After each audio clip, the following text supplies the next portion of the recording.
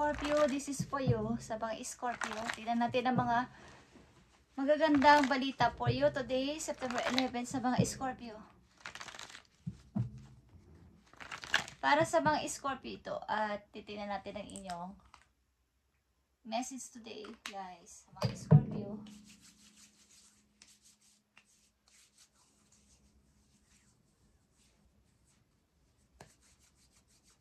Tingnan natin ang inyong message today. Scorpio, this is for you. At nandito ang out with the old and with the new. Okay, sa mga Scorpio, mag-out na kayo sa old ninyong version at magkaroon na ng bago. Okay. Heaven is showing you the sign that it's time to move a new direction. New direction, Scorpio. Ano man tong new direction na to is inyo nang ipagpatuloy kung may chance.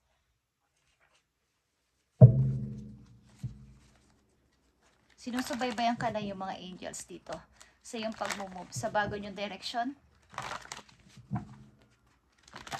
Kung gusto nyo ng pagbabago. Okay, sa mga Scorpio, ito na ang good news para sa inyo. Tingnan natin ang inyong kasalukuyang sitwasyon sa mga Scorpio na nandito sa reading at bibigyan ng message today. Thank you, Spirit. Okay.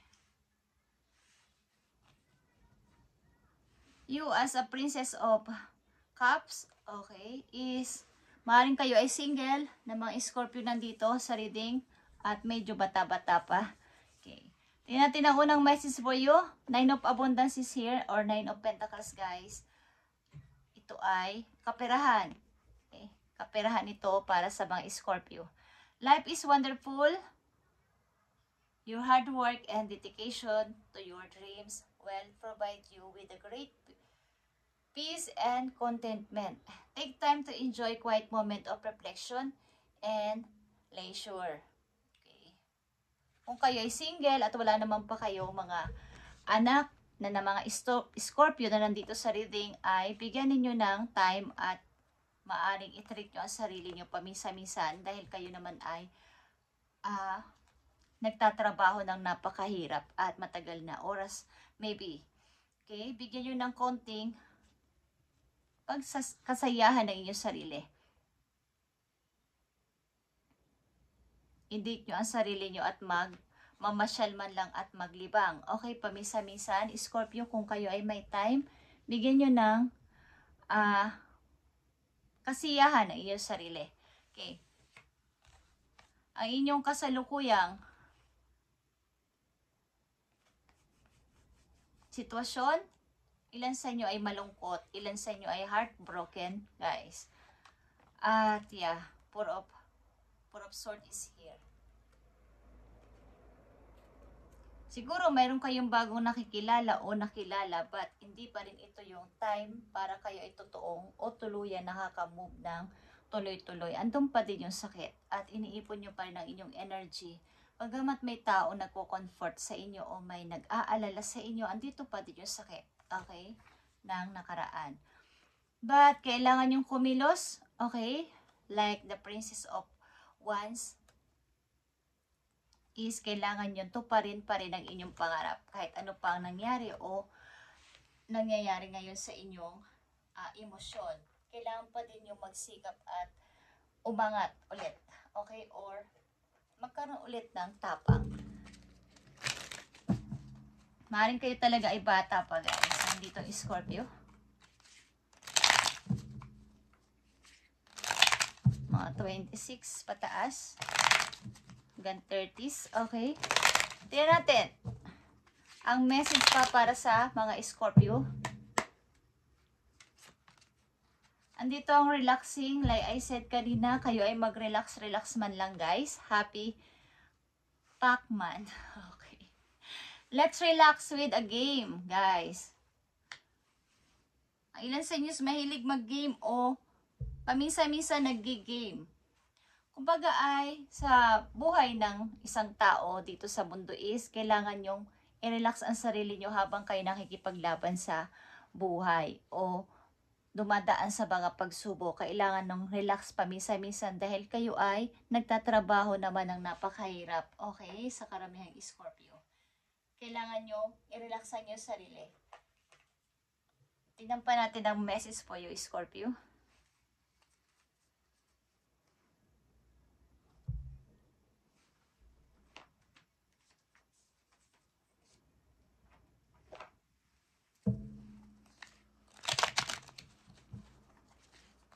Parang ang puso niya ibinigay niyo sa tao na to.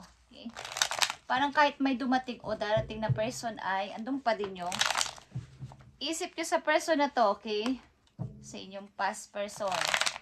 Scorpio, para to sa'yo. September 11, 2025. Scorpio. Andito ang Grace. Andito ang Four of Swords. At andito ang Princess of Wands, guys. Yeah. Andito yung pagkatulala. Parang nakahang. Hindi ko pa alam ang gagawin ko kasi. Ano ba ang dapat kong unahin? Okay? Hindi ko pa alam. Mag-i-stay muna ako panandalian. Hindi ko pa kaya. Hindi ko pa kayang mag-decide. Hindi ko pa kayang magsalita. At wala pa akong gagawing hakbang this time. Okay. Andito yung Six of Cups. May namimiss talaga kayong person. Okay? Namimiss niyo yung pagbibigay niya sa inyo ng flower. Pagbibigay niya sa inyo ng gift. Yung pagkikaring niya sa inyo. Yung pag-aamo niya sa inyo pag kayo nagtatampo. Namimiss mo yun. At maaaring sa bago mong kakilala o nakikilala mo is hindi ito nangyayari. Iba yung taong yun sa nakikilala mo. Okay? Yeah. Andito yung pagkalugmok, guys. So, kailangan nyo dito magpatuloy sa buhay. Katulad ng Princess of Wands na ginughost kayo na nakaraan, guys. Okay? Andito pa din yung pag-iisip-isip sa tao na to na nagdaan sa buhay ninyo. Tignan natin to, guys. The Hangman, Six of Cups, and the Nine of Swords.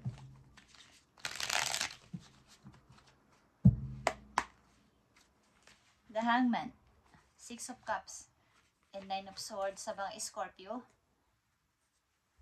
Ano ba ang dapat ninyong malaman pa, guys? Okay, Knight of Wands is here. Magpaplano kayo pero sandali. Uurong na naman. Mauudlot. Ayoko pa, wala pa akong lakas ng loob. Okay. Okay, andito yung love. Maraming love dito, but may umalis. May umalis, but mayroong pang love talaga. Umalis ang taong ito, maybe. But andito pa din yung love nyo sa tao na to, kaya lang wala kayong magawa.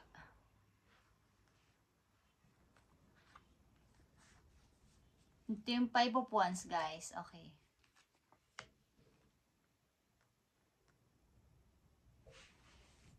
Parang kung ano man na inyong naranasan sa kasalukuyan, parang hindi kayo makapag-desisyon, hindi kayo makagalaw, hindi kayo makapag anumang hakbang because sa iyong tahanan din may mga tao din na nagpapasaway. Meron ding mga responsibilidad. Meron din kayong nakaatang sa inyong balikat maliban dito sa pag-ibig na to. So parang hindi nyo kinakaya ito, okay?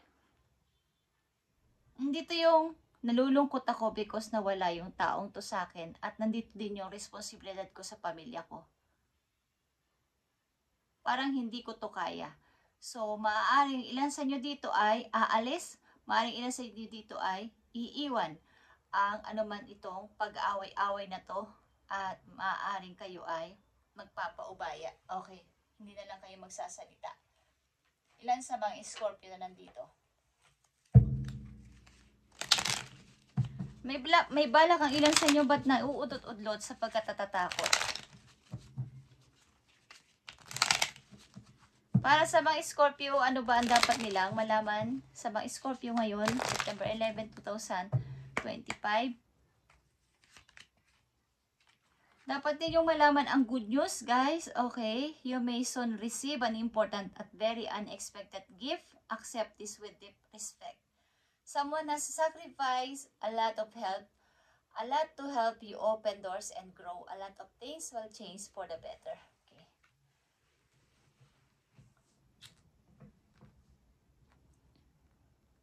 Maaaring may tao ditong sobrang nagmamahal sa iyo sa kasalukuyan, kaya lang hindi to nakafocus ang iyong heart, ang iyong puso. Okay, but ang tao na to ay may pagsasacrifice dahil nga mahal ka niya o may gusto siya sa iyo.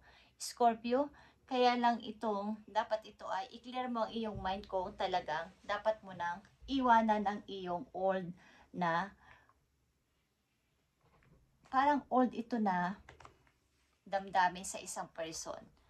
Okay?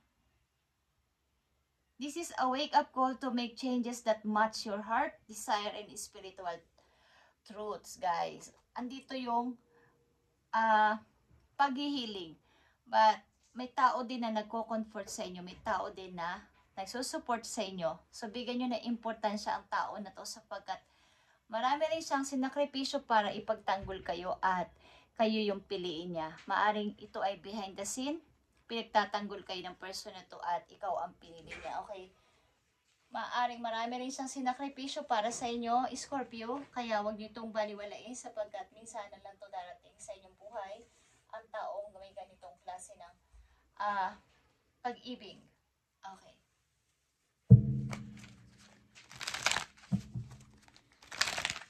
Maaring ang iyong nakaraan ay hindi mo malimutan sapagkat nagbigay ka doon ng maraming love at energy binigay mo sa tao na yun. At parang nung nawala ito sa'yo, parang yung heart mo ay hiniyandog mo na sa kanya. Okay?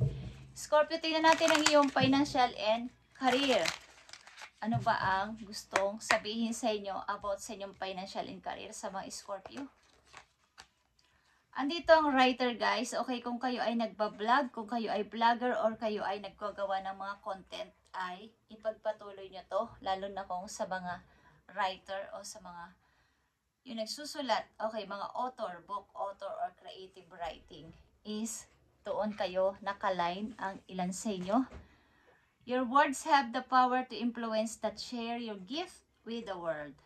Yung inyong mga motivation, mga nangyari sa inyong buhay, na pwede ninyong i-share sa ibang tao ay maaring ilan sa inyo mahilig magsulat sa diary, mahilig mag-memo, magsulat ng mga nakaraan, magsulat ng mga, alam niyo may mga date, tapos mga memories, mga ganun is, mahilig kayo.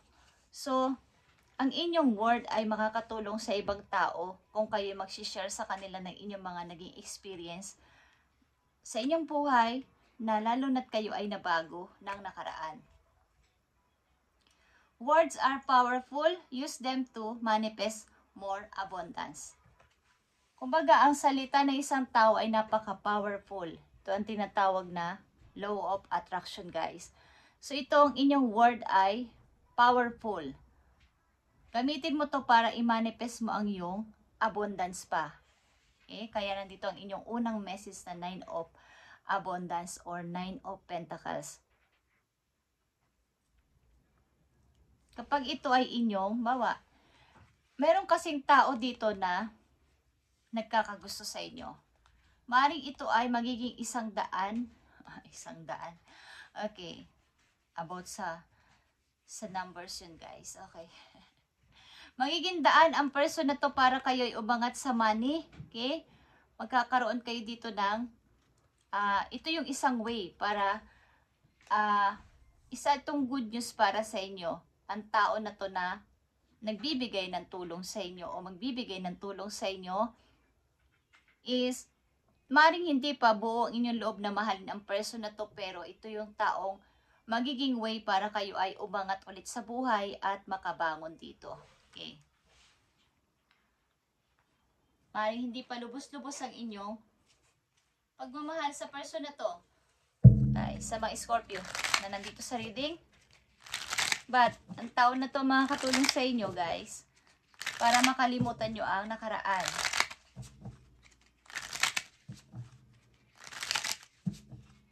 Kaya natin ang message pa dito for you, Scorpio. Okay, nakikita nyo ba to, guys? Ito ay 9 of Pentacles again. At ito ay the heart. Signifies great joy when near. Okay, guys? Siguro ay malapit sa iyo ang tao na to o laging lumalapit sa iyo ang tao na to. Okay? Malapit ka sa Baga, ang person na to ay, pag namalapit ka sa kanya is malapit sa iyo ang swerte. Yung tinatawag na ito yung iyong lucky charm. Okay, ang person na to. At may dalawa ka ditong 9 of Pentacles, guys. Okay? Maring ang tao na to ang makapagpapasaya sa iyo, kaya lang ay hindi pa tuluyang naghihilom ang iyong puso galing sa nakaraan. But ito ay mangyayari kung i-open mo ulit ang iyong puso sa pagmamahal sa person na to. At kakalimutan mo na ang old. Out with the old and with the new, Scorpio. Tingnan natin ang message pa po you. Last message for you.